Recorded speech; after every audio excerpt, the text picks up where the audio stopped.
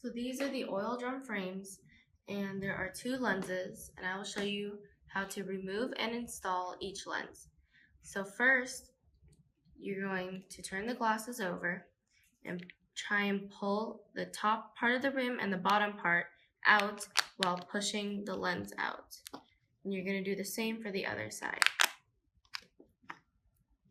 So now we're going to install them.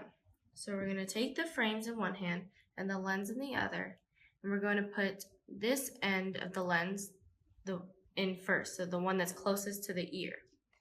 So we kind of slide it in. You have to push a little bit.